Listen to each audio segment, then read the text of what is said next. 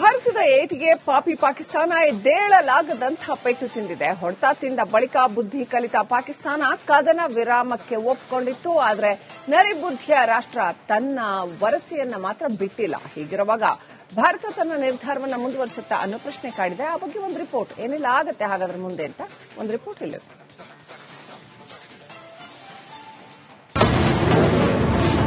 ಪಾಕಿಸ್ತಾನದ ಕದನ ವಿರಾಮ ಎಂಬ ಬೃಹನ್ ನಾಟಕ. ನಾಳೆ ಡಿಜಿಎಂಒ ಸಭೆಯಲ್ಲಿ ಭಾರತದ ನಿಲುವೇನು? ಛಿದ್ರ ಭಾರತದ ಹೊಡೆತಕ್ಕೆ ತಿರುಬೋಕಿ ರಾಷ್ಟ್ರ ಛಿದ್ರ.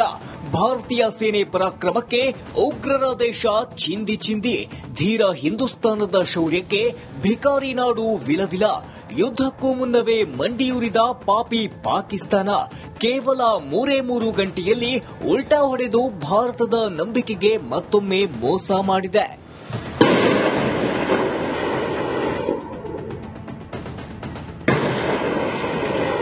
ಅಸಲಿ ಯುದ್ಧ ಇನ್ನೂ ಶುರುನೇ ಆಗಿಲ್ಲ. ಭಾರತ ಸಮರ ಭೂಮಿಗೆ ಇನ್ನೂ ಧುಮುಕೆ ಇಲ್ಲ. ಜಸ್ಟ್ ಟ್ರೈಲರ್ ನೋಡಿನೇ ಪಾಕಿಸ್ತಾನ ಬೆಚ್ಚಿ ಬಿದ್ದಿದೆ. ಭಾರತೀಯ ಸೇನೆ ಕೊಟ್ಟ ಒಂದೊಂದು ಏಟಿಗೂ ಪಾಕಿಸ್ತಾನ ಛಿದ್ರವಾಗಿದೆ. ಹಿಂದೂಸ್ತಾನದ ಹುಲಿಗಳಿಂದ ನಮ್ಮನ್ನ ಹೇಗಾದ್ರೂ ಕಾಪಾಡಿ ಅಂತ ಭಿಕಾರಿ ರಾಷ್ಟ್ರ ಅಮೆರಿಕದ ಕಾಲು ಹಿಡಿದು ದಯವಿಟ್ಟು ನಮ್ಮ ದೇಶವನ್ನ ರಕ್ಷಿಸಿ ಅಂತ ಗೋಗರೆದಿತ್ತು. ಆದ್ರೆ ದೊಡ್ಡಣ್ಣನ ಮಾತಿಗೆ ಸುಮ್ಮನಾಗಿದ್ದ ಭಾರತಕ್ಕೆ ಪಾಪಿಗಳು ಮತ್ತೆ ದ್ರೋಹ ಬಗೆದಿದ್ದಾರೆ. ಹೀಗಿರುವಾಗ ನಾಳೆ ನಡೆಯುವ ಡಿಜಿಎಂಒ ಸಭೆಯಲ್ಲಿ ಭಾರತದ ನಿಲುವೇನು ಎಂಬ ಪ್ರಶ್ನೆ ಎದ್ದಿದೆ.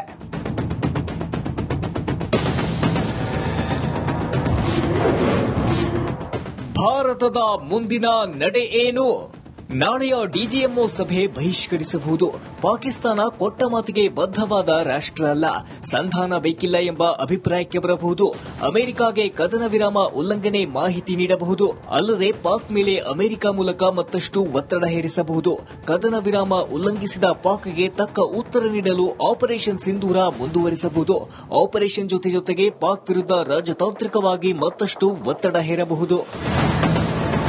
ಒಟ್ಟಾರೆ ಭಾರತ ಪಾಕ್ ನಾಳೆಯ ಡಿಜಿಎಂಒ ಸಭೆ ತೀವ್ರ ಕುತೂಹಲ ಮೂಡಿಸಿದ್ದು, ಪ್ರಧಾನಿ ಮೋದಿ ಸರ್ಕಾರದ ಮುಂದಿನ ನಡೆ ಹೇಗಿರಲಿದೆ ಎಂಬ ಚರ್ಚೆ ಶುರುವಾಗಿದೆ. Bureau report, Republic Kannada. ಯುದ್ಧಕ್ಕೂ ಮುನ್ನವೇ ಪಾಕಿಸ್ತಾನ ಮಂಡಿಯೂರಿದೆ. ಭಾರತದ ಪರಾಕ್ರಮಕ್ಕೆ ಪಾಕ್ ಪಾತ್ರಗುಟ್ಟಿ ಹೋಗಿದೆ. ತಿರುಬೋಕಿ ರಾಷ್ಟ್ರದ ಅಷ್ಟು ದಾಳಿಗಳು ವಿಫಲವಾಗಿದೆ. ಅಷ್ಟಕ್ಕೂ ಭಾರತವನ್ನ ಕಾಪಾಡ್ತಾ ಇರೋದು ಯಾರು? ಈ ಸ್ಟೋರಿ ನೋಡಿ.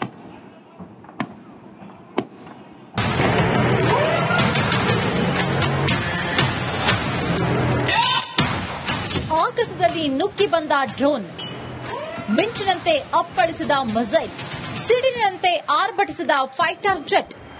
ಪಾಕಿಸ್ತಾನದ ಎಲ್ಲಾ ಡ್ರೋನ್ಗಳು ಆಕಾಶದಲ್ಲೇ ಉಡೀಸ್. ಕಣ್ಮುಚ್ಚಿ ಬಿಡೋದ್ರಲ್ಲಿ ಎಲ್ಲಾ ಕ್ಷಿಪಣಿಗಳು ಪೀಸ್.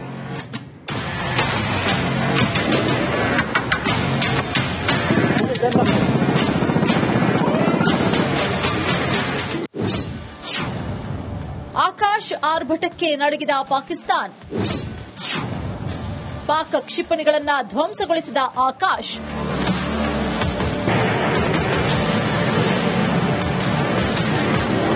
ಭಾರತ ಪಾಕಿಸ್ತಾನ ನಡುವಿನ ಯುದ್ಧಕ್ಕೆ ಕದನ ವಿರಾಮ ಜಾರಿಯಾಗಿದೆ. ಆದರೆ ಇಲ್ಲಿವರೆಗೂ ಅದೆಷ್ಟೇ ತಿಪ್ಪರ್ಲಾಗ ಹಾಕಿದ್ರೂ ಪಾಕಿಸ್ತಾನಕ್ಕೆ ನಮ್ಮ ದೇಶದ ಭೂಮಿ ಇರಲಿ, ವಾಯು ಪ್ರದೇಶವನ್ನೇ ಮುಟ್ಟೋಕಾಗಲಿಲ್ಲ. ಪಾಕ್ ಕ್ಷಿಪಣಿ ಡ್ರೋನ್ಗಳನ್ನ ಆಕಾಶದಲ್ಲೇ ಭಾರತೀಯ ಏರ್ ಡಿಫೆನ್ಸ್ ಸಿಸ್ಟಮ್ ಆಕಾಶ್ ಹೊಡೆದು ಹಾಕಿದೆ.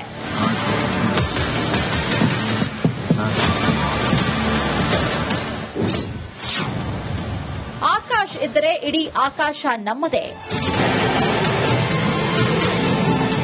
ಎಸ್, ಪಾಕಿಸ್ತಾನದ ಒಂದೇ ಒಂದು ಡ್ರೋನ್ಗಳು ಭಾರತದ ವಾಯು ಪ್ರದೇಶವನ್ನ ತಲುಪೋಕೆ ಆಗಲಿಲ್ಲ. ತಿರುಬೋಕಿ ರಾಷ್ಟ್ರದ ಒಂದೇ ಒಂದು ದಾಳಿ ಕೂಡ ಯಶಸ್ವಿಯಾಗಿಲ್ಲ. ಯಾಕಂದ್ರೆ ಭಾರತವನ್ನ ಕಣ್ಣಲ್ಲಿ ಕಣ್ಣಿಟ್ಟು ಕಾಪಾಡಿದ್ದು ಆಪತ್ ಬಾಂಧವ ಆಕಾಶ್. ಅಷ್ಟಕ್ಕೂ ಈ ಗೇಮ್ ಚೇಂಜರ್ ಶಕ್ತಿ ಎಂಥದು ಅಂತಾನೆ ತೋರಿಸ್ತೀವಿ ನೋಡಿ. ಆಪತ್ ಬಾಂಧವ ಆಕಾಶ್. ಭಾರತದ ಏರ್ ಡಿಫೆನ್ಸ್ ಸಿಸ್ಟಮ್ ಆಕಾಶ್ ಸ್ವದೇಶಿ ನಿರ್ಮಿತ. ರಣರಂಗದಲ್ಲಿ ಆಕಾಶ್ ಇದ್ರೆ ಇಡೀ ಆಗಸವೆಲ್ಲ ನಮ್ಮದೇ ಅಂತ ಅರ್ಥ. ಇದು ಎದುರಾಳಿಗಳ ಯುದ್ಧ ವಿಮಾನ, ಹೆಲಿಕಾಪ್ಟರ್, ಡ್ರೋನ್ ದಾಳಿಯಿಂದ ರಕ್ಷಿಸುತ್ತೆ. ಬರೋಬ್ಬರಿ 20 ಕಿಲೋಮೀಟರ್ ಎತ್ತರದವರೆಗೂ ಟಾರ್ಗೆಟ್ ಮಾಡಿ ಹೊಡೆಯುತ್ತೆ. ಒಂದೇ ಬಾರಿಗೆ ಹಲವು ಗುರಿ ಅಂದ್ರೆ ಹಲವು ದಾಳಿಗಳನ್ನ ಉಡೀಸ್ ಮಾಡುತ್ತೆ. ಇದರ ಲಾಂಚರ್ನಲ್ಲಿ 3 ಮಿಸೈಲ್ಗಳಿರುತ್ತೆ. ಒಂದು ಮಿಸೈಲ್ 20 ಅಡಿ ಎತ್ತರ, 710 ಕೆಜಿ ತೂಕವಿರುತ್ತೆ. ಒಂದು ಮಿಸೈಲ್ 60 ಕೆಜಿ ಸಿಡಿತಲೆ ಹೊತ್ತು ಸಾಗಿ ದಾಳಿ ಮಾಡುತ್ತೆ. ನೋಡಿದ್ರಲ್ವಾ ಆಕಾಶ್ ಶಕ್ತಿಯನ್ನ? ಇದು ಜಸ್ಟ್ ಟ್ರೈಲರ್ ಅಷ್ಟೇ. ಭಾರತದಲ್ಲಿ ಇರೋ ಬ್ರಹ್ಮಾಸ್ತ್ರ S-400 ಇನ್ನೂ ರಣರಂಗಕ್ಕೆ ಎಂಟ್ರಿ ಕೊಟ್ಟಿಲ್ಲ. ಒಂದೇ ವೇಳೆ ಸುದರ್ಶನ ಚಕ್ರ ಸಮರ ಭೂಮಿಗೆ ನುಗ್ಗಿದ್ರೆ ಪಾಕಿಸ್ತಾನ ಭೂಪಟದಲ್ಲೇ ಇರೋದಿಲ್ಲ. Bureau report, Republic Kannada.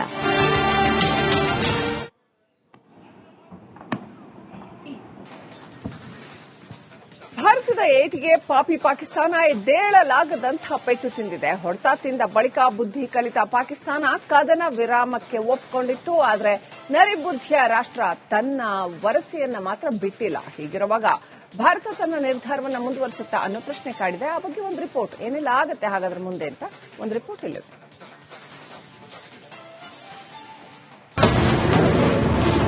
ಪಾಕಿಸ್ತಾನದ ಕದನ ವಿರಾಮ ಎಂಬ ಬೃಹನ್ ನಾಟಕ. ನಾಳೆ ಡಿಜಿಎಂಒ ಸಭೆಯಲ್ಲಿ ಭಾರತದ ನಿಲುವೇನು?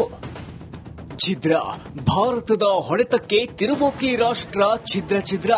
ಭಾರತೀಯ ಸೇನೆ ಪರಾಕ್ರಮಕ್ಕೆ ಉಗ್ರರ ದೇಶ ಚಿಂದಿ. ಧೀರ ಹಿಂದೂಸ್ತಾನದ ಶೌರ್ಯಕ್ಕೆ ಭಿಕಾರಿ ನಾಡು ವಿಲವಿಲ. ಯುದ್ಧಕ್ಕೂ ಮುನ್ನವೇ ಮಂಡಿಯೂರಿದ ಪಾಪಿ ಪಾಕಿಸ್ತಾನ ಕೇವಲ 3 ಗಂಟೆಯಲ್ಲಿ ಉಲ್ಟಾ ಹೊಡೆದು ಭಾರತದ ನಂಬಿಕೆಗೆ ಮತ್ತೊಮ್ಮೆ ಮೋಸ ಮಾಡಿದೆ.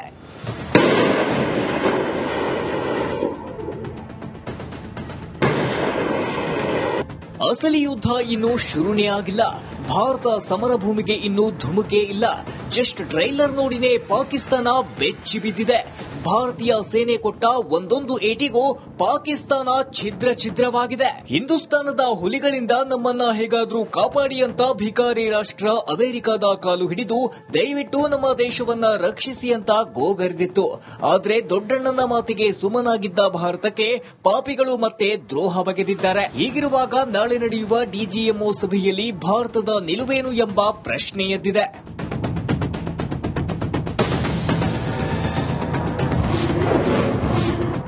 ಭಾರತದ ಮುಂದಿನ ನಡೆ ಏನು? ನಾಳೆಯ ಡಿಜಿಎಂಒ ಸಭೆ ಬಹಿಷ್ಕರಿಸಬಹುದು.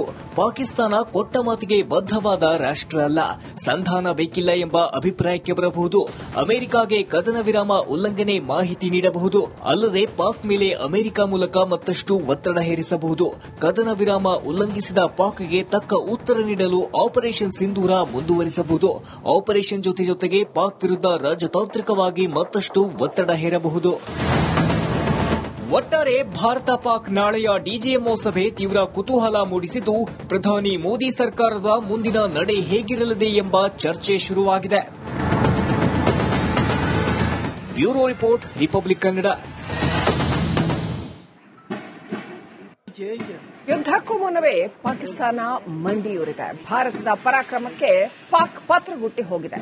ತಿರುಬೋಕಿ ರಾಷ್ಟ್ರದ ಅಷ್ಟು ದಾಳಿಗಳು ವಿಫಲವಾಗಿದೆ. ಅಷ್ಟಕ್ಕೂ ಭಾರತವನ್ನ ಕಾಪಾಡ್ತಾ ಇರೋದು ಯಾರು?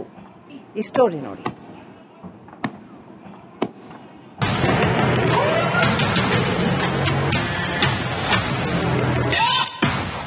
ಆಗಸದಲ್ಲಿ ನುಗ್ಗಿ ಬಂದ ಡ್ರೋನ್, ಮಿಂಚಿನಂತೆ ಅಪ್ಪಳಿಸಿದ ಮಿಸೈಲ್, ಸಿಡಿಲಿನಂತೆ ಆರ್ಭಟಿಸಿದ ಫೈಟರ್ ಜೆಟ್. ಪಾಕಿಸ್ತಾನದ ಎಲ್ಲಾ ಡ್ರೋನ್ಗಳು ಆಕಾಶದಲ್ಲೇ ಉಡೀಸ್. ಕಣ್ಮುಚ್ಚಿ ಬಿಡೋದ್ರಲ್ಲಿ ಎಲ್ಲಾ ಕ್ಷಿಪಣಿಗಳು ಪೀಸ್.